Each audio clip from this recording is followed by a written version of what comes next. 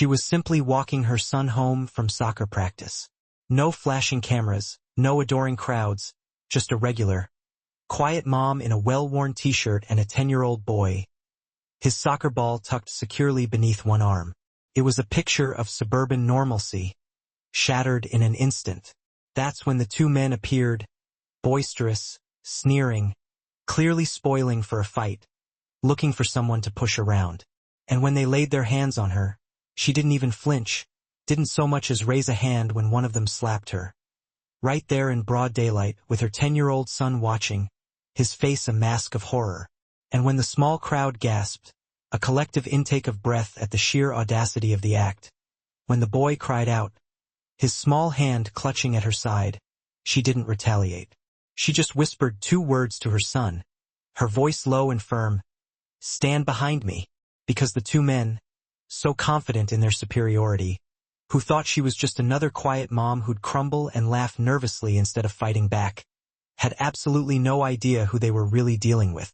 But when she moved, when her hands, calloused and strong, performed maneuvers that only highly trained operators know how to do, that's when the small crowd began to understand. Now, before we show you exactly how it all unfolded, before we reveal the precise moment when they finally realized his mother was a Navy SEAL, drop a comment, let us know where in the world you're watching from. Tap like, hit subscribe and turn on the bell icon, because what they carelessly started, she swiftly and decisively finished. The parking lot outside Fairview Plaza always carried that distinct aroma, a blend of freshly cut grass from the nearby park and the lingering heat radiating from countless idling engines around this time of day. School was out for the day. Most of the parents were off base, likely stuck in traffic somewhere. And the late afternoon sun cast long shadows, angling low across the windshields of parked cars and the familiar facades of chain stores. Not exactly the kind of place you'd expect anything sharp, anything dangerous, to suddenly erupt. Lieutenant Commander Sienna Maddox, a woman who carried herself with a quiet strength, stepped out of the dry cleaners, a folded uniform bag slung casually over her shoulder, and her son's favorite hoodie clutched firmly in her other hand. She was dressed in civilian clothes, comfortable cargo pants, a faded navy blue t-shirt tucked neatly at the waist, and mirrored sunglasses that seemed to do half the talking for her, hiding her gaze, adding an air of mystery. Her son, Theo, a typical, energetic 10-year-old, skipped 2 steps ahead of her, a soccer ball wedged under his arm and grass stains still stubbornly smudged across his shin, a testament to his active day. "You said we could get a smoothie after," he said without turning, his voice filled with hopeful anticipation. "You say that like I forgot," Sienna replied, catching up to him with a small, knowing smile playing on her lips. "But you also said you wouldn't slide tackle during recess today." He turned to face her, a mischievous grin spreading across his face. It wasn't a real slide, just a controlled deceleration. That's not a word a 10-year-old should use after falling on concrete. They continued walking, crossing toward the Strip's Corner smoothie shop, passing a long line of parked cars and a couple of teenage skateboarders weaving effortlessly in and out of the cart returns. It was the kind of slow, drifting rhythm that every base-adjacent suburb seemed to settle into between 1600 hours and dinner time. Nothing overtly urgent, nothing visibly dangerous. And yet, without seeming to look directly, Sienna's sharp eyes constantly swept the surrounding area. Her pace adjusted almost imperceptibly as they moved between patches of shadow and bright sunlight. She noted the skateboarders, casually observed the dark-colored van with blackout tint still running near the far end of the parking lot. Noticed the man 3 stores down, his voice raised in an animated argument with someone on speakerphone. And just as quickly, she dismissed each one, filing the information away with the calm, disciplined precision of deeply ingrained muscle memory. Theo, completely oblivious to his mother's subtle vigilance, didn't notice any of it. He was mid-sentence about his school's upcoming science fair when he paused abruptly to adjust the laces on his sneaker, which had come undone. Sienna instinctively reached her arm out to guide him gently back toward her side. A subtle, almost imperceptible gesture. Nothing dramatic, just a protective placement, subtle, constant, as if she was always mentally tracking vectors, even in perceived peacetime. The smoothie shop door was propped open with a brightly painted rock, a whimsical touch. A chalkboard sign advertised a mango special, adorned with far too many enthusiastic exclamation points.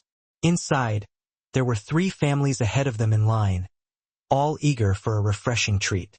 A young girl in braces painstakingly asked for oat milk in her smoothie. A father in uniform, likely on his way home from a long shift, gave his toddler the last sip of his strawberry banana smoothie. "Go grab a table by the window," Sienna said, gently brushing Theo's shoulder.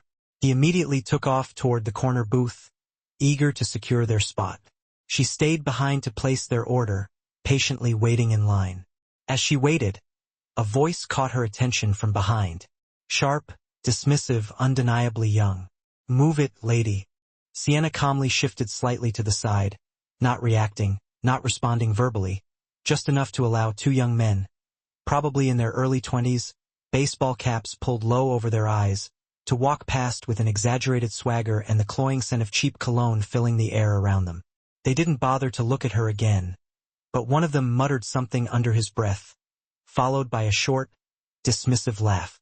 She didn't react outwardly, didn't even blink, but she did glance, just once, almost imperceptibly, toward her son at the booth, still smiling, still safe for the moment.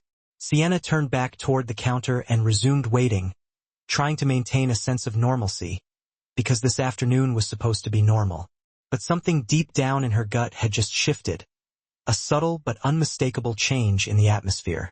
And if there was one thing she'd learned through years of combat, countless convoy rides through hostile territories, and navigating treacherous landscapes, it was the crucial difference between mere noise and genuine threat. And this, she knew instinctively, was definitely not just noise. Outside the smoothie shop, the sun had dipped just enough to sharpen the shadows beneath the awnings, making everyone squint slightly as they stepped out into the fading light. Sienna carefully held both drinks, 1 mango strawberry for herself and 1 plain banana with oat milk for Theo, and was scanning the sidewalk, her eyes instinctively searching for her son, when she spotted him standing by the corner of the plaza, his back pressed tightly against the wall, clutching the soccer ball even tighter than usual. She moved quickly, but not rushed, her movements fluid and efficient. Years of disciplined training didn't allow her to do anything fueled by panic. As she approached, she heard it. "Hey, tough guy," one of them was saying, his voice dripping with mockery. "Or you think being a little mama's boy gets you out of saying, 'Excuse me?'" The 2 young men stood squarely between Theo and the rest of the sidewalk, effectively blocking his path. Both were in their early 20s, dressed in baggy hoodies, wearing mirrored sunglasses, and sporting sneakers that looked far too clean to have ever touched gravel. They weren't in uniform, and judging by their accents, they weren't local either, but they were radiating a dangerous energy, something close to a deliberate dare. Sienna stepped forward decisively, placed the smoothies carefully on the concrete bench beside the nearby planter box, and deliberately inserted herself between her son and the 2 men without uttering a single word. Theo didn't say anything either, but his eyes were locked on hers, seeking reassurance. She didn't kneel down, didn't offer a comforting hug, just placed a hand lightly on his shoulder, anchoring him, letting him know she was there. The taller of the 2 men leaned his weight from one foot to the other, a smirk playing on his lips. "We just said watch it, lady. Your kid nearly rolled into us like a stray." Sienna spoke calmly, her voice even and controlled. "He's 10. You're 20. Adjust your posture accordingly." The second man, wiry and shorter than his companion, laughed as if it was a rehearsed bar joke. "Ah, now she's giving orders." Sienna didn't move, her gaze unwavering. "No, I'm giving you an out." They exchanged a quick glance, half smirking, then glanced back at Theo, who still hadn't moved from his spot behind her. "Kid looks scared," the taller one said, his voice laced with amusement. "He's not," she replied, her voice firm. "But he's about to learn what a bad decision looks like from 6 feet away." The shorter one stepped forward, not with a clear purpose, but with the exaggerated swagger of someone accustomed to bluffing their way through situations. "Or what? You gonna call your husband?" Sienna's voice didn't rise in volume. It didn't need to. "He doesn't take these calls anymore," she said, her voice steady. But I do. That made them pause, just for half a beat, a flicker of uncertainty crossing their faces. But that was the inherent danger with cowards who performed confidence. They often couldn't tell when the tide had irrevocably turned until it was already pulling them under. The tall guy scoffed, trying to regain his footing, and turned his attention back to Theo. Maybe next time you say sorry, kid. He reached forward, his intentions unclear. Maybe to pat his head in a condescending manner. Maybe to tap the soccer ball dismissively.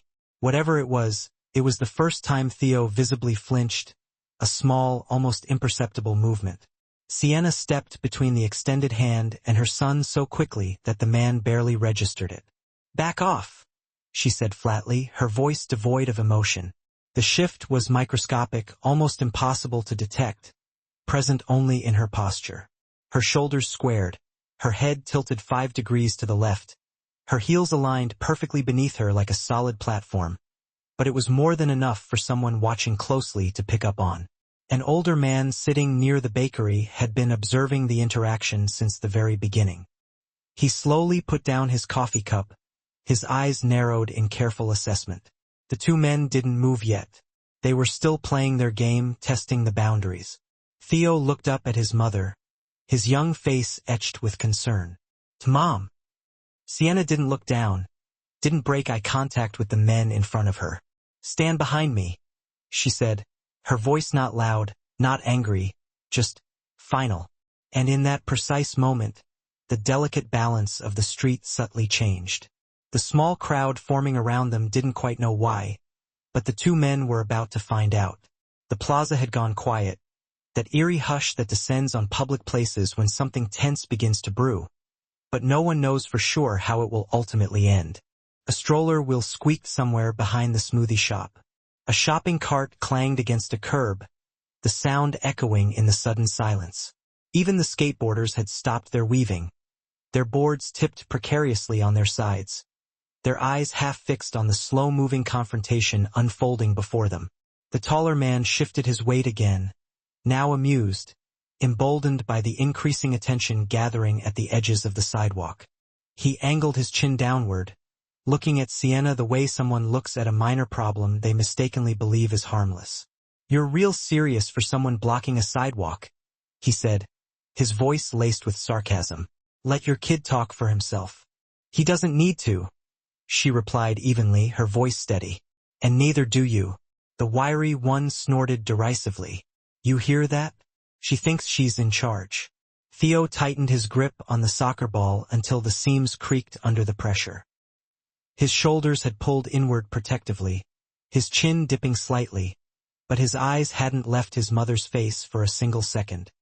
He knew her stances, knew that particular stillness that radiated from her. He'd seen it before, fleeting glimpses of it.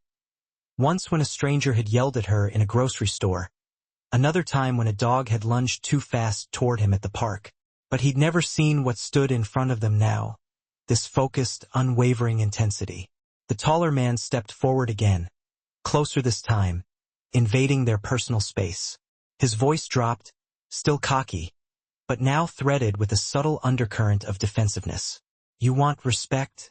he said, his words laced with a challenge. "Start by teaching your kid to watch where he's going." Sienna didn't engage with the insult. Instead, she looked at Theo briefly, her eyes softening just enough for him to read what he needed to see. It wasn't fear. It was instruction. Then she turned her attention back to the man, her gaze unwavering. "You have 2 options," she said simply, her voice devoid of emotion. "You leave or you apologize." The wiry one scoffed again, louder this time. "Or you what?" That's when the taller man reached forward again, no longer cautiously this time. His fingers brushed against Theo's shoulder with casual entitlement, the kind of deliberate gesture people use when they want to subtly remind someone they're not afraid. Theo instinctively stepped back, startled by the unwanted contact. Sienna moved. One hand caught the man's wrist, her grip lightning fast and surprisingly strong, just long enough to halt his momentum, to prevent him from going any further. Not twisting, not striking, just enough to interrupt the intended action. But the interruption, however slight, was all the permission he apparently needed to escalate the situation.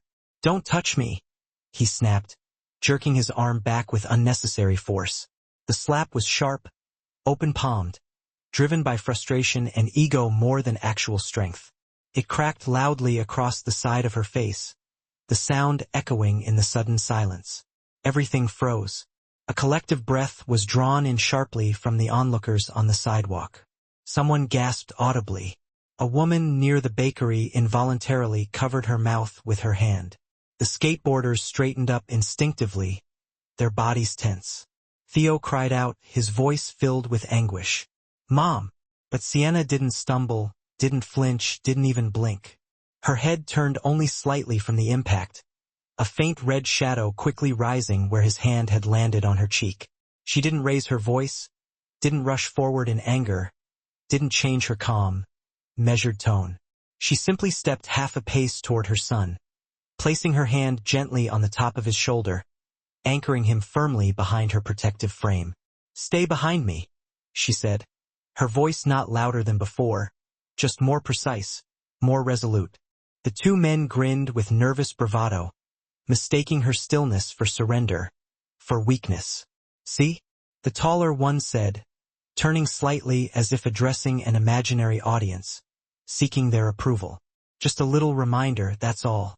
The wiry one laughed, a forced, hollow sound. "Guess you'll think twice now, right?" Sienna said nothing. Her posture shifted subtly, almost imperceptibly. Her shoulders relaxed, her chin leveled, her hands eased to her sides, her weight settling evenly into her heels with deliberate balance. But Theo noticed the difference. He saw the subtle way her eyes changed, the way her jaw aligned, the almost imperceptible tightening of the muscles around her mouth. And for the first time in his young life, something clicked inside him, a sudden, dawning realization. His mother wasn't confused. She wasn't afraid. She was calculating, assessing the situation, preparing to act. And everyone watching could feel it, even if they didn't consciously understand it yet. The moment after the slap stretched long and thin, as if the entire plaza was holding its breath, waiting for a storm that hadn't yet announced its arrival. But it wasn't a storm, not exactly. It was something quieter, something more precise, something far more dangerous. And the two men standing in front of them were about to realize why her silence wasn't weakness, why her stillness wasn't a sign of defeat. For a few suspended seconds, no one moved. The gentle breeze barely touched the leaves above the plaza awning. A lone pigeon fluttered off a rooftop gutter and landed somewhere distant, its cooing echoing softly in the silence. The only sound was Theo's breathing, quick and shallow, tucked safely behind his mother like a shadow. The two men still wore their smirks, but the smiles were starting to waver, to shrink slightly. Not obvious, not retreating in any visible way, just unsure. The slap had been their supposed high ground, their moment of triumph, and they hadn't expected it to be so quiet up there, so unsettling. Around them, the bystanders weren't just passively watching anymore. They were holding their phones now, not raised yet, not actively recording, but unlocked, ready. "Ready?" a woman murmured quietly to her partner, her voice barely audible. "Should we call someone?" "Call who?" he replied, his voice hushed. "I think she's about to handle it." Behind the bench near the smoothie shop, the older man from earlier, a retired chief, if his posture and bearing were any indication, adjusted his worn ball cap and leaned forward just slightly. His eyes narrowed in intense observation. He wasn't intervening, not yet. He was simply observing closely, carefully analyzing the unfolding situation. The taller man took another step back, almost imperceptibly, as if stretching his arms casually, trying to play it cool. "Do you going to say something, lady?" he asked, his voice still laced with a hint of arrogance, but with a growing undercurrent of uncertainty. Sienna's eyes didn't move, her unwavering gaze fixed on him. Her breathing had changed subtly, almost imperceptibly. Not louder, not faster, just deeper, more controlled. Diaphragm level regulated, controlled. The kind of breath a sniper takes before squeezing the trigger. The kind of diver uses when seconds matter beneath the surface of the ocean. Theo noticed the shift. He watched the subtle line of her shoulders relax, not slouch, just uncoil, as if she was letting go of something heavy, something that no one else could see. The wiry one squinted at her, trying to decipher what was happening. "What are you, like, into yoga or something?" She blinked once, slow and deliberate. "You don't want to know," she said, her voice flat, devoid of emotion. He scoffed again, louder now, trying to perform bravery for a crowd that was no longer laughing, a crowd that was now watching with bated breath. "Try something then. Come on. You want to stand there like you're made of steel? Let's see it." The taller man chimed in, his voice tightening with a mixture of bravado and underlying fear. "Yeah. You think you're untouchable because everyone's watching? Hit me back. Go ahead." Sienna didn't respond verbally. She didn't move directly toward them, but she wasn't standing perfectly still either. Her feet shifted minutely, adjusting her balance. Her weight angled subtly. Her hips drew in half a degree, a dozen microscopic adjustments that no casual civilian observer would clock, but anyone trained in combat, anyone with even a modicum of experience in close-quarters fighting, would recognize immediately. Theo felt it, that subtle shift in his mother's energy. She didn't have to say a word. He stepped back half a pace on pure instinct, holding the soccer ball with both hands now as if it might somehow anchor him to the earth, protect him from the unseen forces swirling around them. He wasn't scared of her. He was in awe of her, a deep, almost primal respect radiating through him. "Mom," he whispered, his voice barely audible. She tilted her head just enough for her voice to reach him without anyone else overhearing. "Eyes open," she said, her voice low and steady. "Don't look away."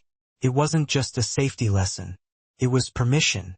At the edge of the crowd, a man in uniform, base security or maybe just off duty, had quietly stepped forward, his presence unnoticed by most. He wasn't speaking either, but he was intently watching her stance now, his head cocked slightly to the side, the way soldiers do when they're carefully reading terrain, assessing threats. The taller man shook his head, trying to dispel the weird, heavy weight that had settled in the air around them. "This is stupid," he muttered, his voice losing some of its earlier bravado. "She's not going to do anything." The wiry one looked back toward Sienna, his voice louder, almost mocking now, trying to regain the upper hand. "You're all posture, lady. You don't scare anyone." That was the moment the final signal shifted, the subtle cue that everyone had been unconsciously waiting for. Not for the two men, but for everyone else in the plaza. Because no one watching believed that anymore. The taller one moved first, because cowards always move when they mistakenly believe they still have the upper hand.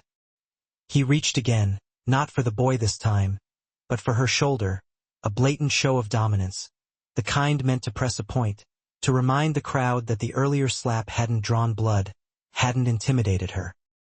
His fingers were halfway to making contact when she broke his stance, shattering his confidence in an instant. No warning, no pause, no hesitation.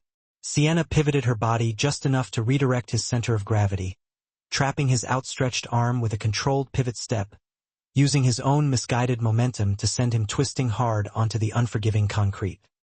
His body slapped the ground with a dull thud, louder than his hand ever had. A gasp rippled outward through the crowd. One woman shrieked, the sound piercing the air. Before his partner could even react, her stance had shifted again, her movements lightning fast.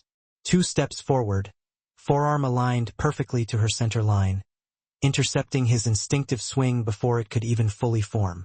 She blocked, redirected the force of his blow, and used a low, sweeping step to effectively unbalance him. He stumbled backward awkwardly into the curb, landing hard on his elbow with a yelp of surprise and pain.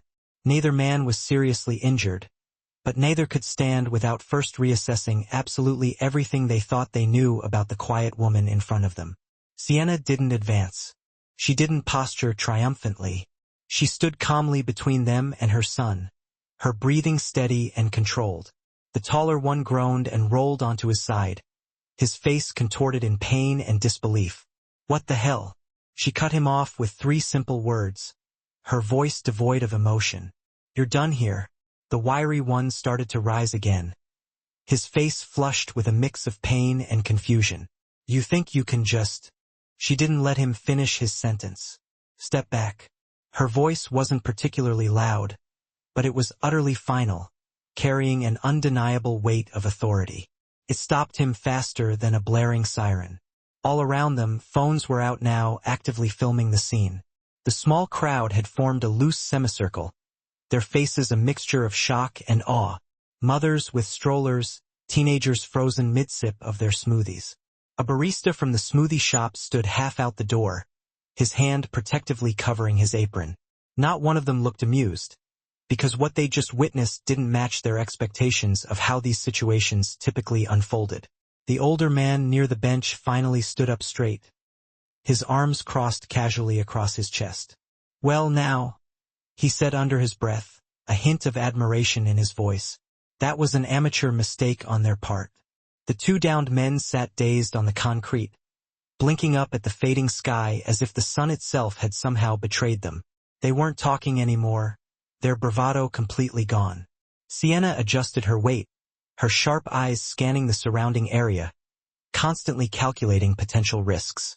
Her pulse remained low, her breathing even. Her stance was still textbook neutral, ready to react to any further threat. Behind her, Theo hadn't moved from his spot, but he was no longer afraid. His small voice broke the silence, barely above a whisper. "Mom, where did you learn that?"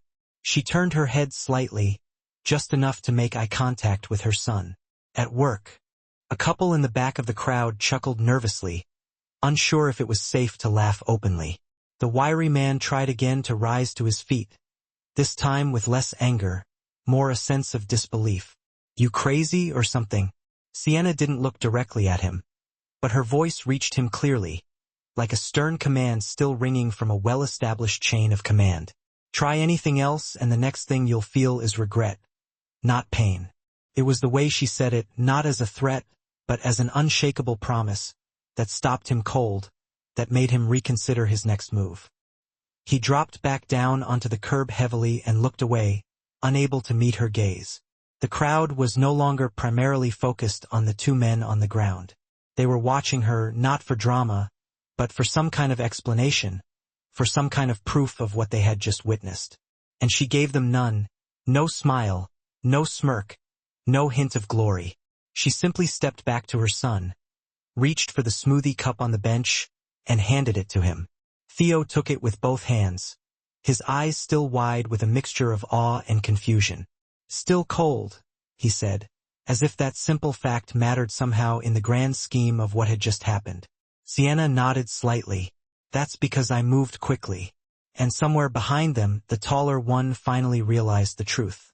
She hadn't merely fought back. She had controlled the entire situation with surgical precision from the very start. It took nearly 30 seconds before anyone in the crowd spoke again, breaking the heavy silence. And when they did, it wasn't loud, it wasn't a shout. A man in a worn gray Marine Corps t-shirt, leaning casually against a lamppost, nodded slowly, almost to himself. Then he said it, not to the two men sprawled on the ground, not even directly to Sienna, but just loud enough for everyone nearby to hear.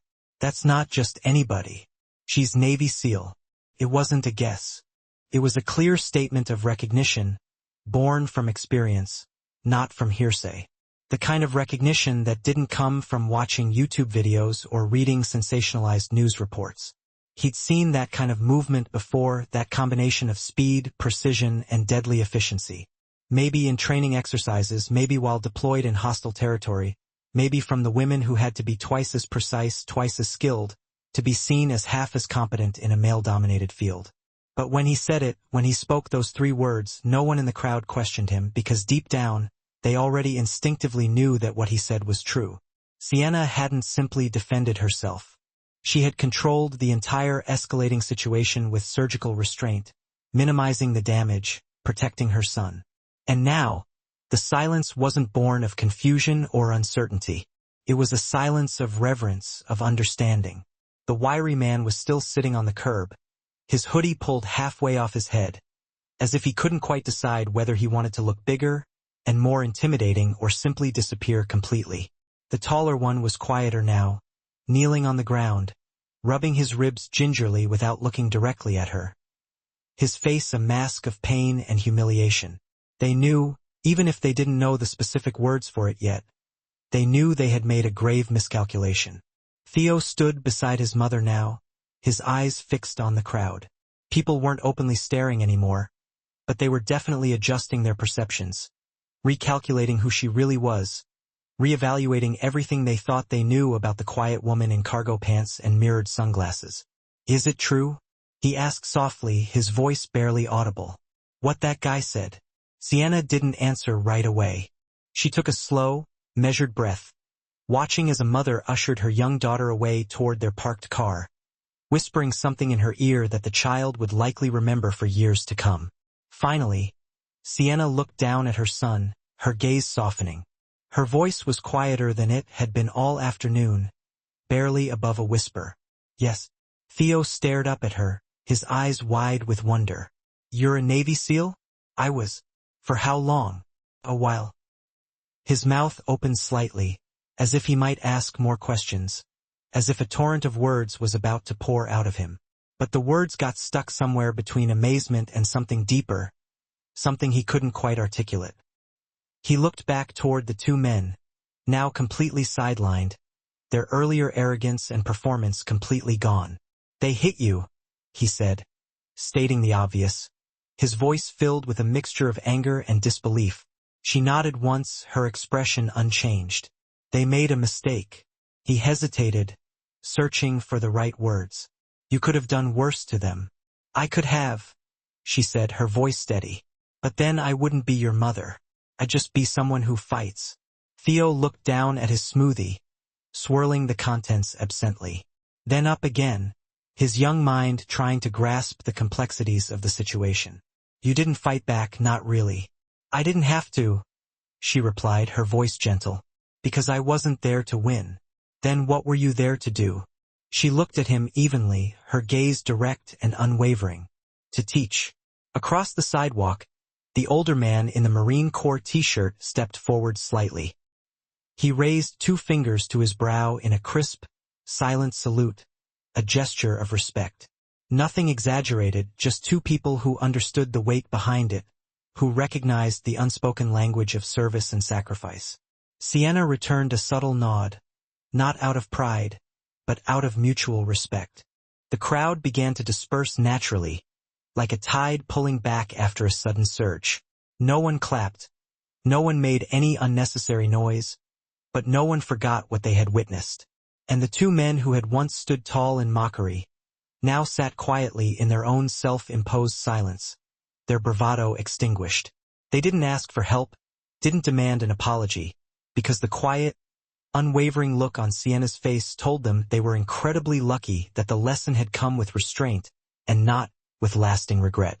The police cruiser pulled into the parking lot with its lights flashing, but no blaring siren, its tires crunching slowly over the plaza's red brick loop.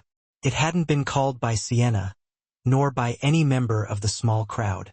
Just a concerned clerk from the neighboring pharmacy who had witnessed the initial shove, heard the sharp slap, and decided to call it in without waiting to see how the situation would ultimately unfold. 2 uniformed officers stepped out of the vehicle, a standard suburban precinct pair, 1 male, 1 female. Alert but not overly aggressive, their eyes carefully scanning the scene, first toward the 2 men still sitting on the curb, then toward Sienna, standing calmly beside her son, who still hadn't let go of his precious smoothie. "What happened here?" the male officer asked, his voice calm but firm. Sienna didn't answer immediately. She allowed the man in the Marine Corps t-shirt to speak first. "Ma'am de-escalated a situation," he said, gesturing toward the 2 men still sitting on the ground. These 2 made contact with her son. She stepped in to protect him. They escalated the situation further. She responded precisely, using only the necessary force. The female officer looked from him to Sienna, her expression thoughtful. "You're the one who was struck?" Sienna gave a single, almost imperceptible nod. "Any injuries?" "No." The taller man on the ground grunted, finally finding his voice. "She threw me on the concrete." The Marine laughed softly, shaking his head. "No, son. You threw yourself." She just let gravity finish the job. The officers approached Sienna and Theo, their demeanor professional and courteous. "Ma'am, we'll need your name for the record," the female officer said gently. "Witnesses have already stated that you didn't provoke anything." But Sienna produced her driver's license without a word and handed it over to the officer. The officer glanced down at the ID, her eyebrows lifting slightly in surprise. "Lieutenant Commander?" she asked, looking back up at Sienna. "Retired Active Special Operations Group, local residents on base," Sienna replied calmly. The other officer blinked, clearly taken aback. "You're a Navy SEAL?" Sienna nodded once, her expression unchanged. "Former." The two officers exchanged a quick glance, communicating silently. Then they looked back at the two men still sitting on the curb, their expressions a mixture of pain and disbelief. The wiry one tried to speak, his voice laced with indignation. "She didn't say that up front. Shouldn't have needed to," the Marine muttered from behind them, shaking his head in disgust. The officers moved methodically now, taking statements from those involved. Several bystanders stepped forward, offering brief but unified summaries of what had transpired. No exaggeration, just the objective facts. She warned them, gave them chances. They dared to lay a hand on her son first. She hadn't initiated the confrontation. One woman, amidst the murmuring crowd, discreetly transferred a video file, already airdropped to her phone, capturing the entire incident. The male officer, his face etched with the weight of the situation, turned back towards Sienna as the tense scene began to subside. "Do you wish to press charges, ma'am?" he asked, his voice carefully neutral. Sienna's gaze softened as she looked down at Theo. His wide eyes, previously reflecting a raw, untamed fear, had now steadied, replaced by something deeper, a nascent understanding dawning within him. She raised her head, meeting the officer's gaze with unwavering resolve. "No," she stated firmly. "I don't need them charged. I need them to remember." The officers exchanged a brief, almost imperceptible pause. Then, the female officer, her expression thoughtful, said, "Understood."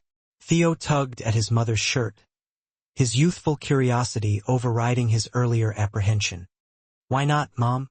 She knelt for the first time that afternoon, one knee gently touching the worn pavement, bringing her eyes level with her son's. "Because if they ever try this again," she said softly, her voice laced with a quiet intensity, "with someone who can't stop them, there won't be a lesson left to learn." Theo nodded slowly, processing her words, the weight of her meaning sinking in. Sienna stood again, her posture tall, composed, seemingly untouched by the preceding events. The taller man, one of the aggressors, looked up at her now, his face devoid of anger, devoid of defensiveness, simply aware.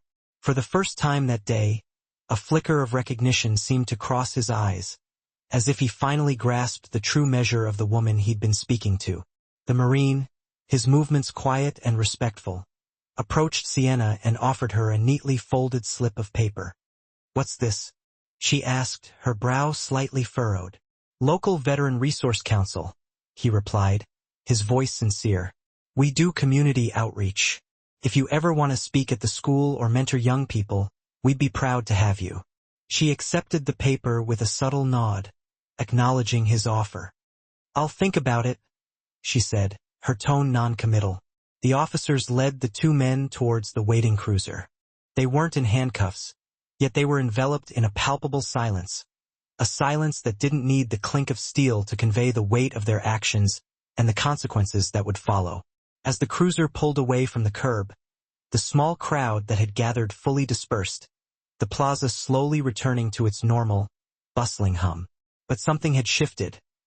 The atmosphere was different, quieter, more alert, because they just witnessed something rare, something profound. Not brute force, not vengeful retaliation, but something far more powerful. Control. The plaza had mostly emptied by the time Sienna and Theo began walking again. No one stopped them. No one asked questions, yet every passerby offered a subtle nod, a silent acknowledgement between strangers who had just shared a moment they didn't quite have the words to describe. Theo stayed close at his mother's side, holding his half-finished smoothie in one hand, his beloved soccer ball tucked securely under the other arm. His walk was slower now, not born of tiredness, not fueled by fear, but marked by a newfound thoughtfulness. They walked in comfortable silence at first. Sienna didn't feel the need to fill the space with words. She never had. She walked the way she fought. Measured, alert, present in the moment. Theo finally broke the quiet, his voice soft. "Why didn't you tell me before?" She didn't ask what he meant. She knew. "That I was a seal?" she asked gently. He nodded, his eyes fixed on the sidewalk. "Or that you could do all that, the fighting, the calm, everything?" She gave a faint smile, a subtle curve of her lips, without looking down. "Because it's not who I am all the time, Theo. It's just what I've trained to do when it's necessary." "But that guy hit you," he exclaimed, a flicker of residual anger in his voice. "I've been hit before," she said, her voice calm. "Didn't it make you mad?" Sienna took a deep breath, carefully considering her response. "It made me alert, Theo. That's not the same as angry." Theo looked down again, scuffing his shoes against the pavement. I thought you'd hit him back right away." "I could have," she said, her voice even. "But then he wouldn't have learned anything, and neither would you." Theo looked up at her, his eyes clearer than they'd been all day. "You weren't trying to win," he realized, a note of understanding in his voice. "No," she said softly. "I was trying to show you what not to become." They walked past the empty bench where their smoothies had first been set down, the remnants of their afternoon scattered around them. The sun had dipped behind the far roof line, casting long, dramatic shadows down the side of the strip mall. Sienna subtly adjusted her pace, allowing Theo to walk just slightly ahead, her eyes carefully observing the way he carried himself. He didn't look shaken or traumatized. He looked older, wiser. They reached the car, and Sienna unlocked it with a familiar chirp of the fob. She opened the back door for him, waited patiently as he slid inside, then handed him the last of the napkins from her pocket. He wiped his hands meticulously, then leaned forward as she closed the door, his voice hushed. "Are you going to tell anyone?" She paused with one hand on the door handle, her gaze meeting his in the rearview mirror. "No," she said, a knowing smile playing on her lips. "But I think they already did." The smile that crossed his face wasn't wide or boisterous, but it was the kind that lasted, the kind that reached his eyes. Because for the first time in his young life, he understood something most kids don't grasp until much later. His mother wasn't just the one who packed his lunches, signed his permission slips, and reminded him to wear his helmet. She was someone people underestimated once, and never, ever again. Sienna slid into the driver's seat, adjusted the mirror, and started the engine. As they pulled out of the plaza, the last thing she saw was the man in the marine shirt still standing outside the bakery, watching them leave. He didn't wave, but he offered a single, respectful nod. So did she, returning the gesture with quiet acknowledgement. And then she drove on, leaving the plaza and the lingering echoes of the afternoon behind. Would you have stayed calm if someone laid hands on you right in front of your own child? Do you think true strength is shown through control or retaliation? Drop your answers in the comments. I read every single one. And if this story reminded you what real discipline looks like, go ahead and tap that like button. Make sure you're subscribed with the bell icon turned on so you never miss a mission. Share this video with someone who still thinks silence means surrender. And while you're here, don't leave just yet. Our next operation's already on your screen. Watch it now and I'll see you tomorrow. Same time, same channel.